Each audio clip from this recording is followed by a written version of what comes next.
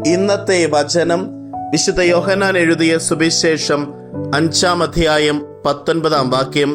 യേശു പറഞ്ഞു, സത്യം സത്യമായി ഞാൻ നിങ്ങളോട് പറയുന്നു, പിതാവ് ചെയ്ത് കാണുന്നതല്ലാതെ പുത്രന് സ്വന്തം ഇഷ്ടമനുസരിച്ച് ഒന്നും പ്രവർത്തിക്കുവാൻ സാധിക്കുകയില്ല.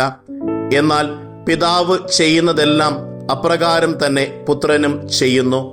കാരുണ്യവാനും സ്നേഹനിധിയുമായ നല്ല ദൈവമേ, അങ്ങേ തിരുസന്നിധിയിൽ ഈ പുതിയ വർഷത്തെ സമർപ്പിച്ചുകൊണ്ട് ഞങ്ങൾ പ്രാർത്ഥിക്കുന്നു.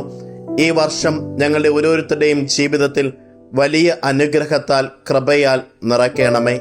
നമ്മുടെ കർത്താവ് ഈശോ മിശിഹായുടെ കൃപയും പിതാവായ ദൈവത്തിന്റെ സ്നേഹവും പരിശുദ്ധാത്മാവിന്റെ സഹവാസവും നാം എല്ലാവരോടും കൂടെ ഉണ്ടായിരിക്കട്ടെ, ഇപ്പോഴും എപ്പോഴും എന്നേക്കും. ആമേൻ. എല്ലാവർക്കും ഹാപ്പി ന്യൂ ഇയർ.